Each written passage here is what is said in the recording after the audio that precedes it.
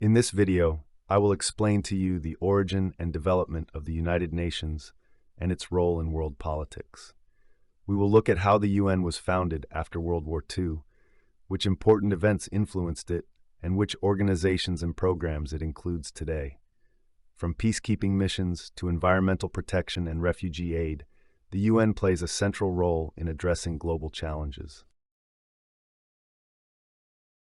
The United Nations, or UN for short, was founded on October 24, 1945. After World War II, countries wanted to create an organization to secure peace.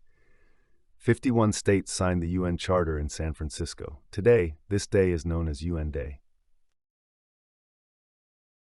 Before the UN, there was the League of Nations, founded in 1919 after World War I.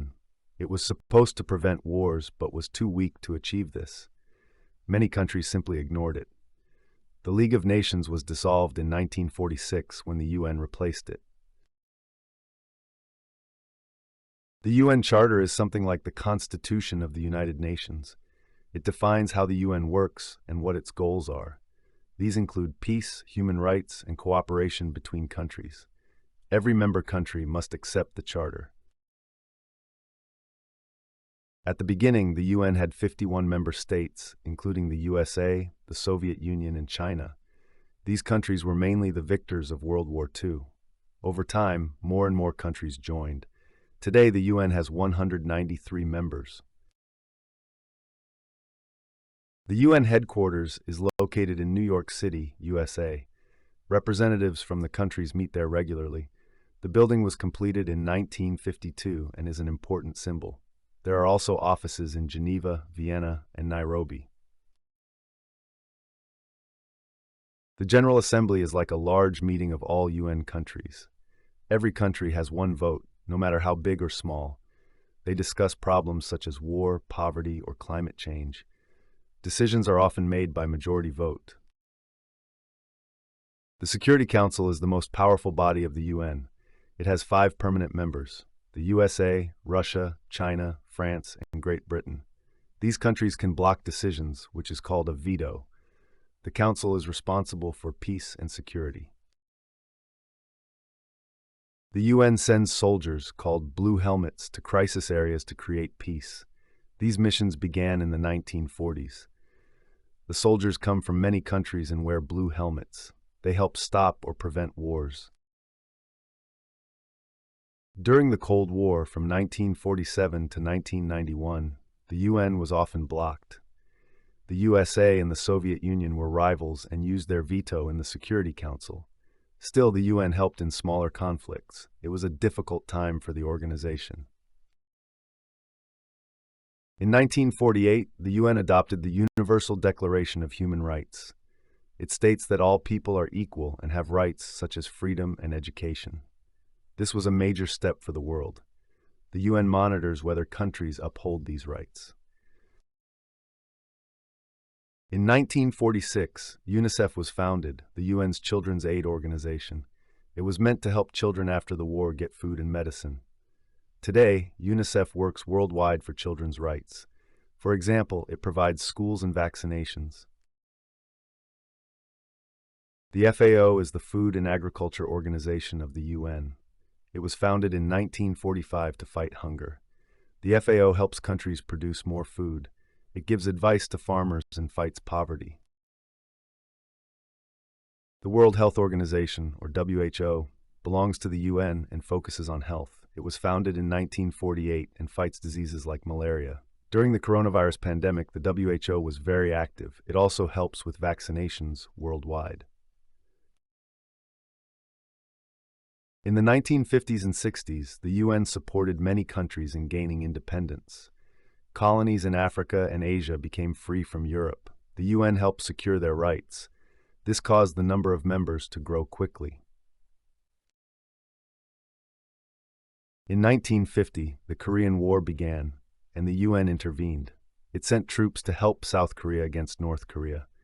This was one of the first major actions of the Security Council. It showed that the UN can act. In 1962, during the Cuban Missile Crisis, the UN played an important role. The USA and the Soviet Union threatened nuclear war. The UN helped ease tensions. This was a big success for peace.